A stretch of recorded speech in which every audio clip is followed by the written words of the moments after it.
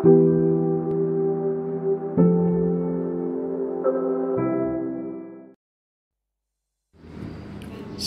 selamat pagi anak-anakku sekalian.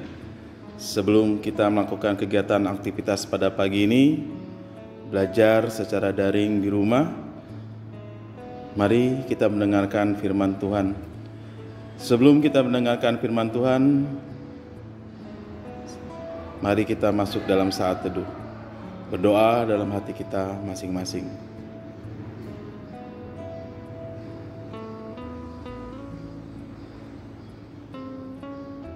Amin. Renungan pada pagi ini mengambil tema jangan khawatir.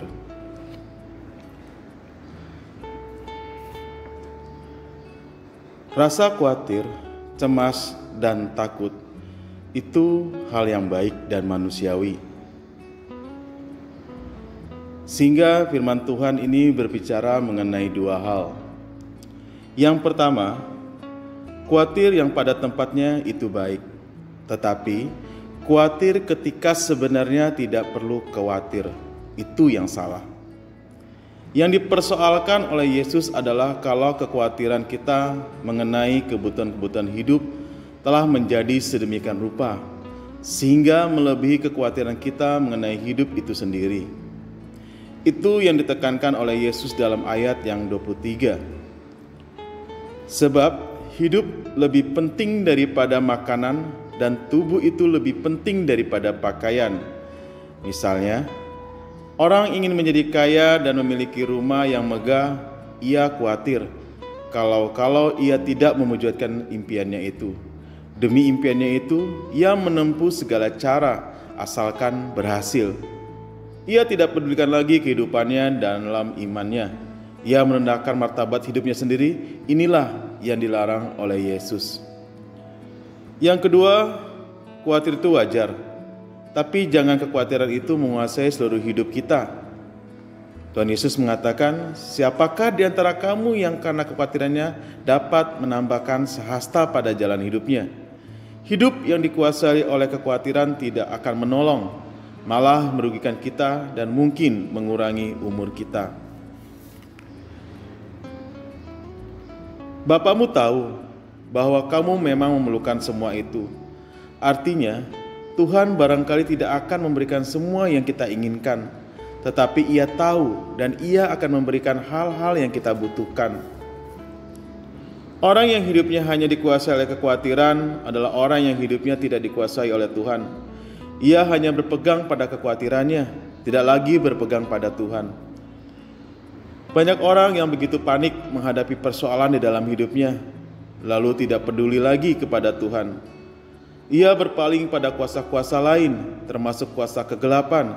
Yesus berkata, semua ini ciri-ciri bangsa yang tidak mengenal Allah.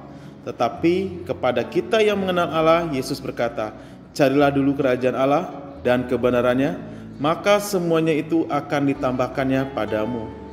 Mungkin kita bertanya, apakah ada jaminan atas kata-kata Yesus itu?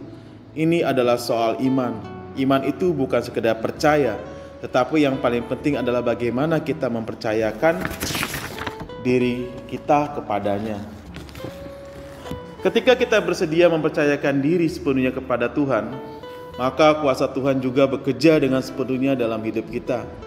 Seringkali kita tidak merasakan kuasa Tuhan itu, karena kita tidak memberi kesempatan yang sepenuhnya kepada Tuhan untuk menyatakan kuasa-Nya. Yesus berkata, janganlah takut, hai kamu kawanan kecil, karena Bapamu telah berkenan memberikan kamu kerajaan itu. Kita memang kecil, namun kita punya Allah yang besar, bahkan maha besar. Khawatir boleh, tapi jangan biarkan itu menguasai hidup kita. Perkataan-perkataan di atas disampaikan oleh Yesus untuk mempersiapkan mereka menjalani kehidupan imannya dalam dunia. Ia mempersiapkan kita, sebab jika tiba saatnya Ia meninggalkan kita, mereka telah dikuatkan. Amin. Mari kita berdoa. Tuhan Yesus, terima kasih atas firman yang Kau berikan pada pagi ini, yang mengajarkan kami tidak perlu khawatir karena Tuhan berserta kami. Kami serahkan kehidupan kami ke dalam tangan pengasihan-Mu dan pemeliharaan-Mu. Terima kasih Tuhan Yesus, terima kasih. Amin.